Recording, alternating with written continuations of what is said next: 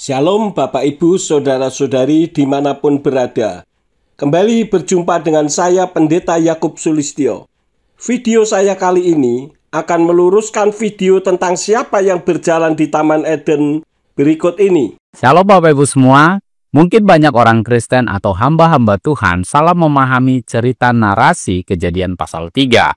Setelah Adam dan Hawa makan buah pengetahuan yang baik dan yang jahat itu, yang berjalan di Taman Eden dan yang berbicara kepada Adam, "Adam, di manakah engkau?" Itu adalah Bapa, atau sebagian orang mengatakan Bapa Yahweh. Nah, perlu Bapak Ibu ketahui bahwa berdasarkan pemahaman Yahudi kuno, bukan Bapa yang berbicara itu, bukan Bapa yang berjalan di Taman Eden itu, tetapi Sang Firman. Nah, ini mungkin terdengar asing atau sesuatu yang tidak biasa bagi Bapak Ibu semua, karena mungkin belum pernah diajarkan oleh pendeta Anda atau guru Anda. Nah, untuk itulah channel Tidak Biasa ini hadir Bapak Ibu untuk mengedukasi kita semua. Nah, mari kita lihat sejenak di dalam Kejadian pasal 3 ayat 7-9. Maka terbukalah mata mereka berdua dan mereka tahu bahwa mereka telanjang. Lalu mereka menyemat daun pohon ara dan membuat kawat. Ketika mereka mendengar bunyi langkah Tuhan Allah yang berjalan-jalan dalam taman itu pada waktu hari sejuk, bersembunyilah manusia dan istrinya itu terhadap Tuhan Allah di antara pohon-pohonan dalam taman. Tetapi Tuhan Allah memanggil manusia itu dan berfirman kepadanya, "Di manakah engkau?" Ia menjawab, "Ketika aku mendengar bahwa engkau ada di dalam taman ini, aku menjadi takut sebab aku telanjang, sebab itu aku bersembunyi," dan seterusnya. Nah, perhatikan kata kunci yang ada dalam ayat-ayat yang sudah saya bacakan tadi Bapak Ibu. Terlihat di sana bunyi langkah, itu mengidentifikasikan bahwa kehadiran Elohim atau kehadiran Allah secara fisik. Berjalan-jalan menunjukkan tindakan spesifik dari Sang Elohim itu sendiri yang menyatakan diri secara langsung kepada manusia. Jadi, Sang Elohim itu hadir secara fisik berhadapan dengan Adam dan Hawa yang sudah berdosa. Motif dari kehadiran Sang Elohim secara fisik di Taman Eden adalah Sang Elohim langsung berhadapan dengan dosa. Nah, siapa dari pribadi-pribadi Sang Elohim yang langsung berhadapan dengan dosa secara fisik Bapak Ibu? Tentu saja kita tahu itu adalah Sang Firman. Sang Firman yaitu Allah atau Elohim. Ingat, saya menggunakan Allah di sini bukan sebagai proper name, tetapi Allah untuk sebutan yang artinya sama dengan Elohim. Sang Firman yaitu Allah atau Elohim yang menjadi manusia, seperti yang tertulis di dalam Yohanes 1 ayat 1 dan 14. Kehadiran Allah secara fisik di Taman Eden berhadapan dengan manusia yang berdosa adalah prototipe situasi di mana Sang Firman yang adalah Allah menjadi manusia menyelesaikan dosa. Luar biasa bukan Bapak Ibu? Kehadiran Sang Firman secara fisik di Taman Eden berhadapan dengan dosa yang dilakukan oleh Adam dan Hawa sejajar dengan kehadiran Sang Firman di dunia ini menjadi manusia untuk menebus dosa umat manusia yang percaya kepadanya. Nah, sekarang mari kita lihat di dalam literatur Yahudi kuno bahwa Sang Firman itu yang berjalan-jalan di Taman Eden, bahwa Sang Firman itu yang mencari Adam, yang berkomunikasi dengan Adam, bukan Bapa atau yang sebagian mengatakan Bapa Yahweh. Di dalam The Aramaic Bible volume 6 The Targum Onkelos to Genesis dituliskan di sana, lalu mereka mendengar suara Memra Tuhan Elohim atau Allah berjalan di taman itu menjelang matahari terbenam. Maka bersembunyilah Adam dan istrinya di hadapan Tuhan Allah di sebuah pohon di taman itu. Maka Tuhan Allah memanggil Adam dan berfirman kepadanya, "Di manakah engkau?" Dan Adam berkata, "Aku mendengar suara Memramu di taman itu, tetapi aku takut karena aku telanjang, jadi aku bersembunyi." Di dalam Targum Neofiti 1 dituliskan di sana, "The Lord God" itu adalah the Memra of the Lord atau the Memra of the Lord God. Nah, sudah jelas bukan Bapak Ibu bahwa di dalam literatur Yahudi kuno Sang Firman itu yang berjalan-jalan di Taman Eden. Sang Memra atau Sang Firman itu juga yang memanggil Adam yang bersembunyi setelah mereka memakan buah pengetahuan yang baik dan yang jahat itu. Jadi bukan Sang Bapa yang berjalan di Taman Eden, bukan Sang Bapa yang mencari Adam dan berbicara langsung kepada Adam, tetapi Sang Firman. Mengenai Sang Firman atau Sang Memra, saya sudah banyak bahas Bapak Ibu. Silakan Bapak Ibu search video edukasinya dalam channel ini. Jadi, kalau ada yang mengatakan atau yang berpikir bahwa Sang Bapa yang berjalan-jalan di Taman Eden, yang selalu berfirman kepada manusia di Taman Eden, maka video ini bisa membantu Bapak Ibu semua. Jangan katakan lagi Bapa Yahweh yang berbicara kepada Adam di Taman Eden, tetapi Sang Firman-lah yang berbicara kepada Adam, yang mencari Adam. Nah, ini perlu saya ingatkan kepada Bapak Ibu semua yang mungkin lebih sering menyebut-nyebut Bapa Yahweh daripada Sang Firman itu sendiri. Kita juga sudah lihat tadi bagaimana peranan Sang Memra. Sang Firman itu bukan hanya di zaman Perjanjian Baru, Bapak Ibu. Sang Firman adalah Allah yang menciptakan, dan Dia ada di Taman Eden. Dia yang mencari Adam yang berdosa, menunjukkan inisiatif Allah yang menyelamatkan umat manusia yang menjauh darinya. Oleh sebab itu, Bapak Ibu, kita sebagai orang Kristen dan murtadin yang sudah ditebus oleh darah Sang Memra, Sang Firman yang menjadi manusia itu, yakinlah dengan posisi kita saat ini. Kita sudah berada di tempat yang benar dan di jalan yang benar. Setialah sampai kita mati, karena kita tahu kepada siapa kita akan pergi dan kemana kita akan pergi setelah kita mati. Demikian yang bisa saya sampaikan Bapak Ibu. Semoga menjadi berkat dan menambah pengetahuan dan wawasan kita semua. Jika Anda terberkati dengan konten-konten edukasi dalam channel ini, mari dukung terus channel ini Bapak Ibu, supaya tetap eksis dan mengedukasi banyak orang. Channel tidak biasa, channel edukasi Kristen dan murtadin, bagi kemuliaan Kristus di Indonesia maupun di bangsa-bangsa. Jangan benarkan yang biasa, tapi biasakanlah yang benar. Tuhan Yesus memberkati.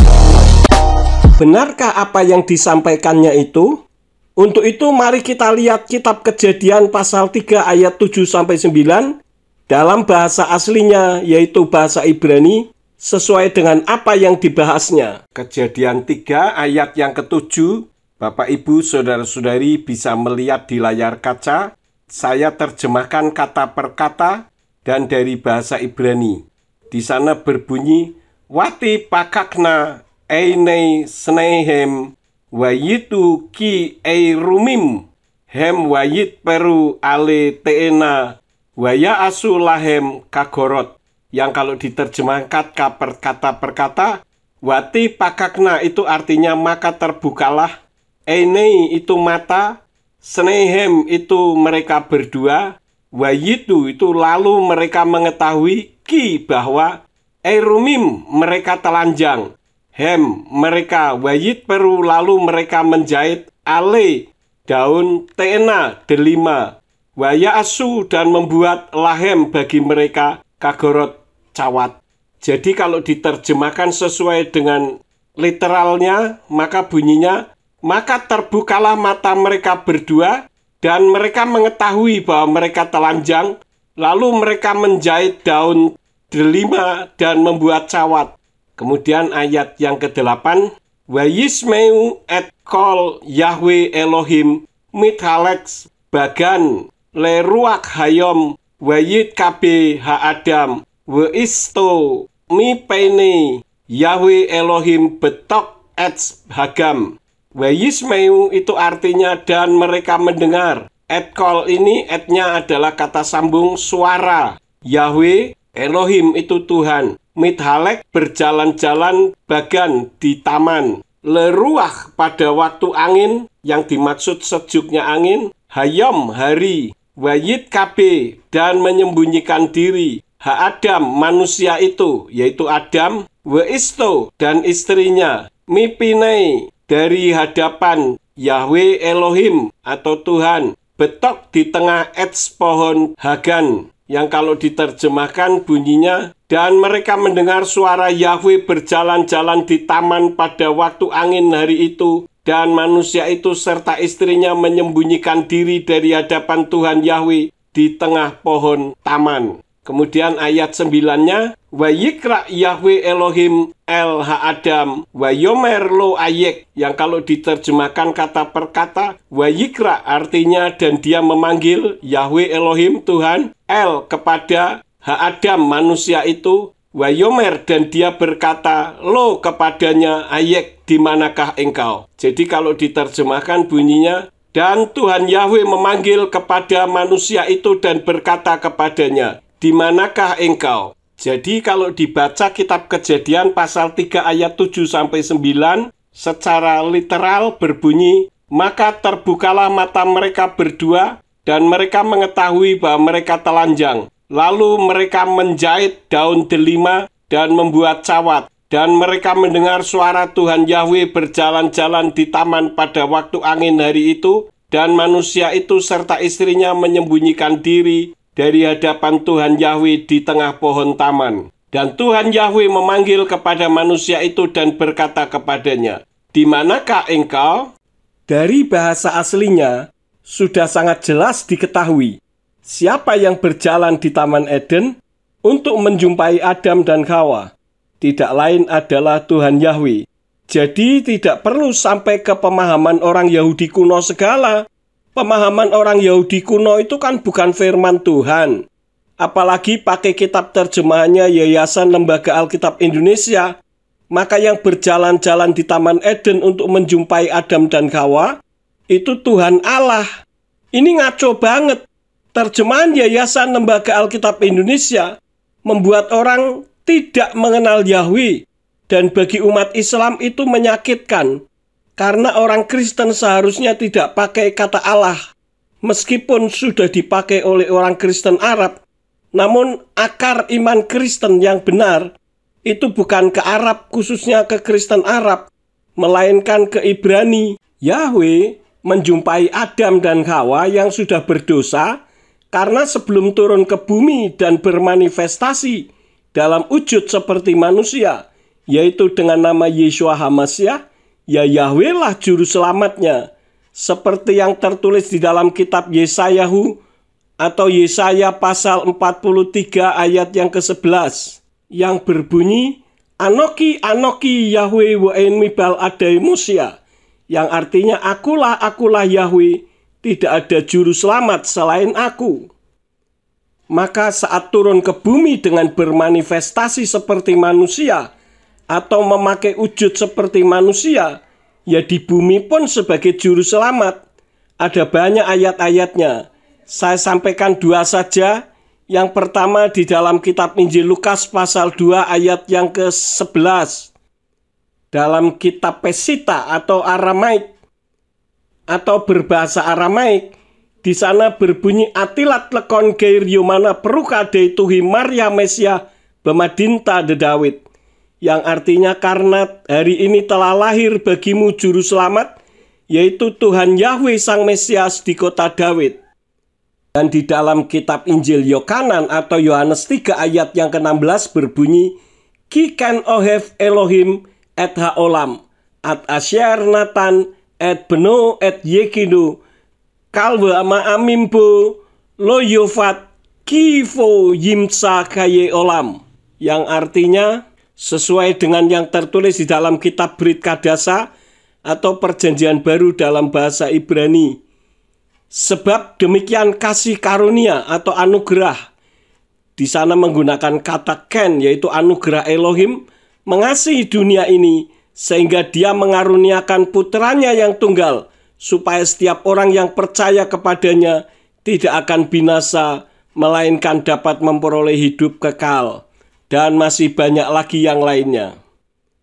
Kiranya video singkat ini dapat memberkati Bapak Ibu Saudara-saudari dimanapun berada, karena Yahwe menghendaki namanya disebut dari generasi ke generasi, seperti yang tertulis di dalam kitab Keluaran 3 ayat yang ke-15 yang berbunyi demikian, "Wa yomer ot Elohim el Moshe kotomar el beni Yisrael, Yahwe Elohi Avotekem, Elohi Abraham, Elohi Yitzhak, wa Elohi Yakov, selakani alehem zezemi leolam wa zezikri ledordor," yang artinya, dan Elohim berfirman lagi kepada Mose atau kepada Musa, "Katakanlah demikian kepada Bani Israel, Yahwe, Elohimnya leluhurmu, Elohimnya Abraham, Elohimnya Yitzhak, dan Elohimnya Yakub telah mengutus aku kepadamu.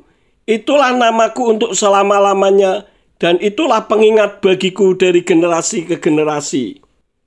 Dan Yahwe tidak menghendaki umatnya menyebut nama sesembahan lain. Allah itu nama sesembahan lain, yaitu nama sesembahannya umat Islam. Kita hargai saja agar hanya dipakai oleh mereka, karena sudah jadi nama diri sesembahannya umat Islam di Al-Quran sebagai rujukan dalilnya. Apa perintah Yahweh dalam Keluaran 34 ayat yang ke-14?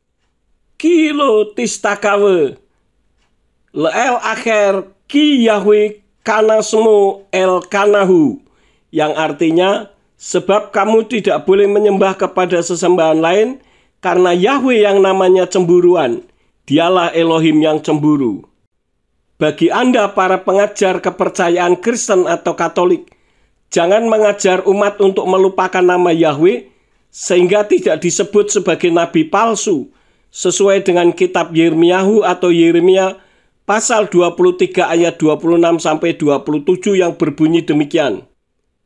At matai hayes belef hanfiim nibei hasaker unfei tarmit libam hakoswim lahaskiak et ami semi bakal omotam asyer yesapru islerehu ka asyer saku avotam et semi babaal, yang artinya seperti yang diterjemahkan oleh Indonesian Literal Translation sebagai berikut. Sampai kapan hal ini ada dalam hati para nabi yang menubuatkan dusta?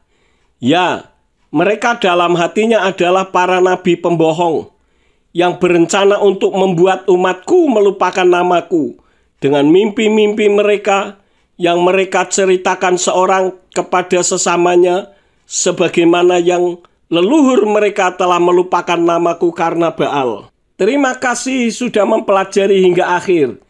Bantu share, like, dan komen yang bernuansa intelektual, dan subscribe agar menambah semangat saya untuk membuat video-video yang firmaniah lainnya.